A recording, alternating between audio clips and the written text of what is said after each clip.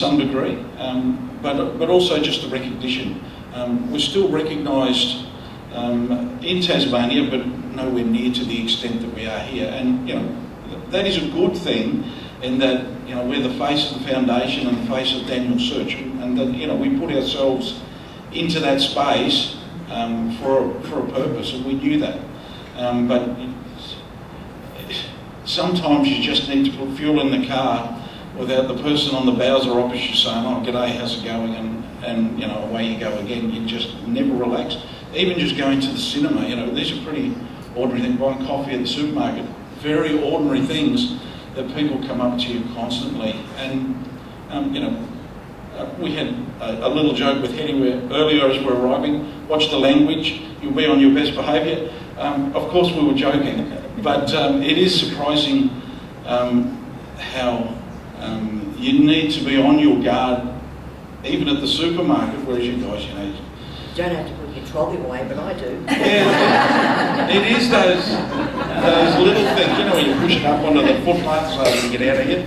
We walk it back, even if it's raining, we'll walk it back, because somebody might say, "Yeah, there's Morcombe, I saw them do something, maybe they shouldn't." Or of course, if someone cuts you off, at a roundabout or something, you as the Morcombes have to say, "Oh, that's no worries, we're all good here." Underneath we go like this. Of course, we're very ordinary. But no, thanks for the question. We do still live in Palmwoods, but our it's a little escape is in Tassie, yeah. Good morning. With the program that you have at the schools, what are the sort of key messages that you actually give to the kids? Yeah, the three main messages are recognise, react, report, and most importantly, we want the children to know, trust their instincts and their feelings, but if something has happened to them, we want them to report. And our message is no different to what Hetty would say, what the school teachers, what police officers say. We ask them to have their 5 trusted adults, not only in the home, but outside the home as well, and keep telling someone until someone listens if something's happening to them. When we deliver our presentation to the school students, we identify very quickly that we come from a different perspective, and the kids are all often cross-legged sitting on a concrete floor. So we realise it's not necessarily the easiest place or most comfortable place for them to sit, but they're all sitting there intent and listening really strongly, and you can feel the eyes in the room, like we've got a very captive audience here. It's because a teacher can deliver safety messages, an adopt a cop, a school-based police officer, obviously a parent, but it goes in one ear and out the other. And often when we're introducing our talk to the students, we say, depending on the ages, sometimes we're at high school, we say maybe when Daniel was 10 or 11, he was sitting at an assembly like you guys, and maybe we had the school-based police officer come in and talk about safety, but maybe he was thinking, I come from a good home, I attend a good school, I have a good group of friends, I have a good family, I'm never in danger, I don't need to listen to this, so he looked out the window. We don't know if that's fact or fiction, but I'm trying to get into the heads of our audience, the kids there that are 10 to 13 maybe, and identifying, please listen, because like Daniel, you might find one day you're in a spot of bother and you need to have a skill that'll quickly say, I've got to get out of here, which largely we're saying run to a safe location. But the talk several times is specifically about dot points about how to keep safe, but very much we relate those dot points back to what did Daniel feel standing at the side of the road? Did he get his early warning signs telling him, I might be in danger here? And we actually run through that as a sort of a question and answer, and we don't specifically know, but for the purpose of the exercise, it's not talking about Daniel's case, it's talking to the kids about how they would feel safe, and they appreciate Daniel, even though sometimes we're talking to 7 and 8-year-olds and they obviously weren't even born when Daniel was abducted, so it's still a story that they understand and want to find more about. But linking Daniel's very real story with safety messages is something unique that Denise and I can deliver, far different to a teacher or a police officer or even a parent for that matter. But that's really in a nutshell is being observant, recognising their early warning signs, having a safety network of people they can talk to, and importantly, reporting. I think we're really trying to change the culture, and we know, because several adults of 35 and 40 odd years old have come up to us, and they have kept a secret for like 25 or 35 years, whatever the case may be, where they were abused themselves, and they've never been to the authorities to make a report, and they've come up to us, sometimes at the service station, sometimes at a function or something where we are, and they make their way over to us to have a private chat.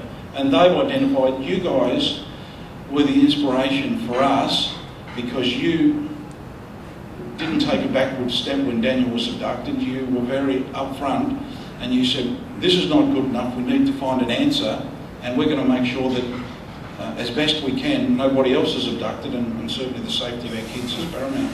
And they have come forward and said, well, something happened to me all those years ago, and they have made a report, and we're aware of several times, a couple of cases most definitely, where people are in jail now because of offences they did, historic crimes like 20 plus years ago, which is a great thing, because they possibly didn't just interfere with that person.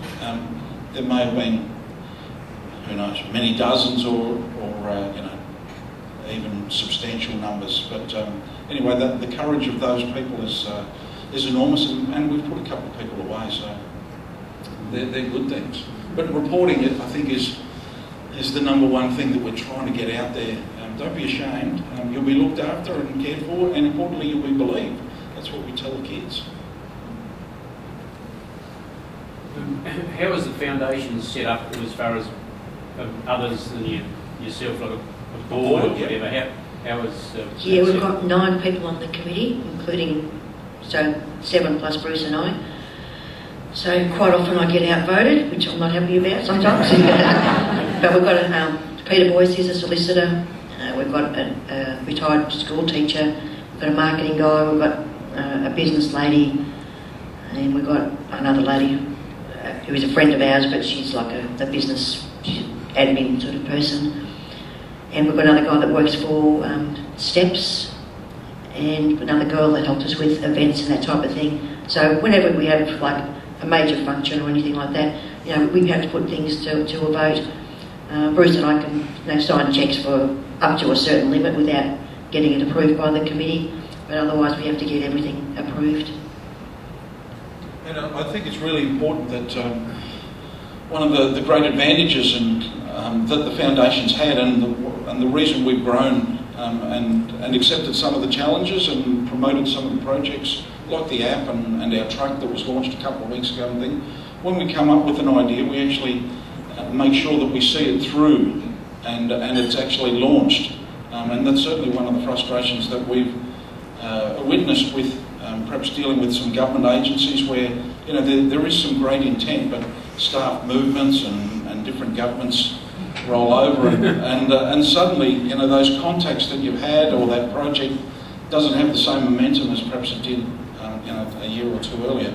But we make sure we actually come up with a concept, get the right advice, and certainly the committee is very diverse in their skills, and that's you don't necessarily want 8 accountants or 8 lawyers. You need the diversity that I can step up and help you there, or I know some people here that can look after that, and that's certainly helped us enormously to grow and accept those challenges and come up with some good concepts. And just quickly on that app, I think you'd quickly appreciate that.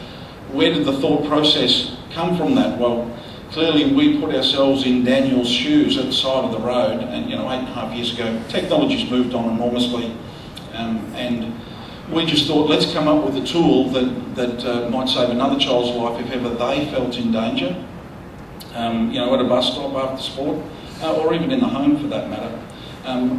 So we identified that to have a GPS map where the user is in control of where that message is sent. So at no time is that person being tracked. If a child said, oh look, I'm going to visit Sue for argument's sake, but really they're gone to Betty's house, but mum and dad said you're not allowed to go to Betty's house, that child is not being tracked. So mum and dad don't know that maybe the kid's just doing something a little silly.